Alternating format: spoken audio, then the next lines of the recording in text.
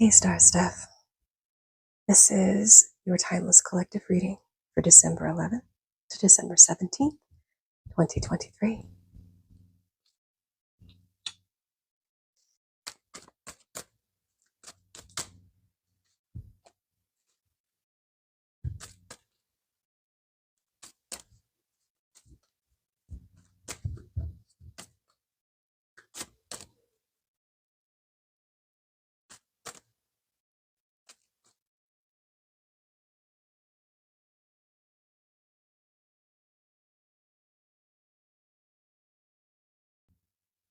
Okay, really interesting cards that Source gave us for this week. These last two cards fell out of the deck, and Silence, bringing this card up, is the card that is the overall for the week. And as you look closely, you see in the night sky, the moon is the woman's third eye. Her eyes are closed, she's relaxed. She is not of the material. And underneath her is nature reflecting the mirror of the sky. And she is listening. She is in deep, open receptivity and listening. Her third eye is connected to herself, the source. There is no anything else but source. Everything else is the play that source is performing in. And that's overall major arcana. So this week may have some very interesting things. And let's find out about the week before we tie this card in. Okay, beginning of the week. We've got flowering. Flowering is the queen of rainbows, the queen of pentacles. I'm going to read to you what the book says. The queen of rainbows is like a fantastic plant that has reached the apex of its flowering and its colors. She is very sexual, very alive, and full of possibilities. She snaps her fingers to the music of love, and her zodiac necklace is placed in a way that Venus lies over her heart. The sleeves of her garment contain an abundance of seeds, and as the wind blows, the seeds will be scattered to take root where they may.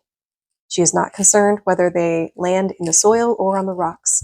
She is just spreading them everywhere in sheer celebration of life and love.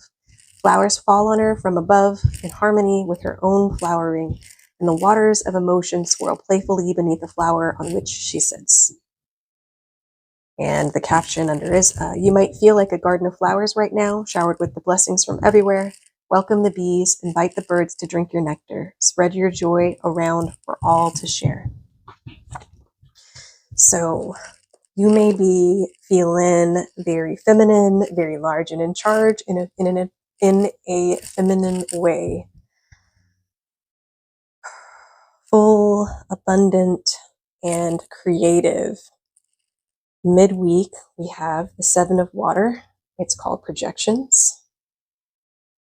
And as you see closely, neither the man or the woman in the card is seeing the other clearly.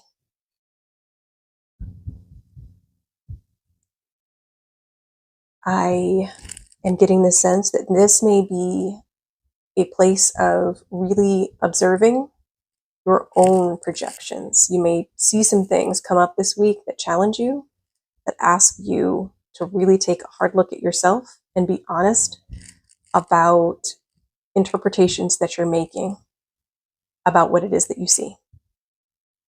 So it might be a good idea to make a practice of describing exactly what it is you see without interpreting anything.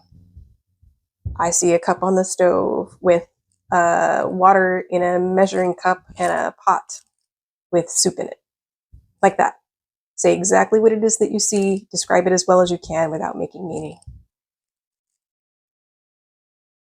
Okay, towards the end of the week, we have the Nine of Clouds, Sorrow. This would be the Nine of Swords in the Rider-Waite-Smith deck, but this is Osho, and we have a thin window behind the man. It looks like he's in a padded room, and it's got stars. There's stars at the top there of the night sky. But he is turned away, and he is in despair. His face looks gaunt, very unhappy. sorrowful, curled in on himself, curled up in a blanket. I'm going to read to you the secondary. This pain is not to make you sad. Remember, that's where people go on missing. This pain is just to make you more alert, because people become alert only when the arrow goes deep into their heart and wounds them. Otherwise, they don't become alert. When life is easy, comfortable, convenient, who cares? Who bothers to become alert? When a friend dies, there's a possibility. When your woman leaves you alone, those dark nights, you are lonely. You love that woman so much, you have staked all, and then suddenly one day she's gone. Crying in your loneliness, those are the occasions when, if you use them, you can become aware. The arrow is hurting. It can be used. The pain is not to make you miserable. The pain is to make you more aware, and when you are aware, misery disappears. Times of great sorrow have the potential to be times of great transformation, but in order for transformation to happen, we must go deep to the very roots of our pain and experience it as it is without blame or self-pity. If you have a pain that's happening at the end of this week, use it. Don't let it collapse you. Don't let it make you beat yourself up, and turn on yourself. Turn inwards and become aware. What do you need to change? Who are you now, and who do you want to be? This week, there's so much potential for growth, it looks like. It looks like we go from feeling very empowered and free and abundant to really taking a dive into our shadow.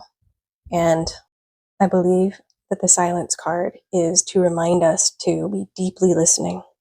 And whatever is going on this week is feeding this third eye. The third eye will catch what's going on and help us to wake up, help us to make change, help us to level up, whatever it is that we're looking for by checking out this card reading. This week, really do the deep listening. Break out that journal, write down your observations. There is some potential this week for some deep recognition of ourselves, maybe the parts of us that aren't so fun and the parts of us that we avoid. Everybody has self-deception.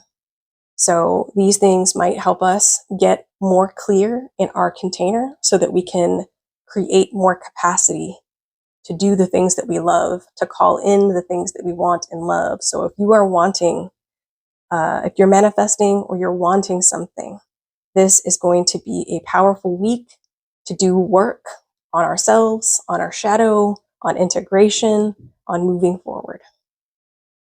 Okay? Just remember, you've got this.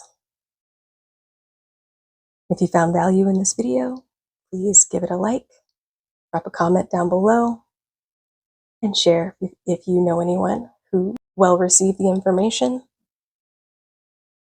And if you haven't already, please subscribe to my channel. And as always, see you in the next one.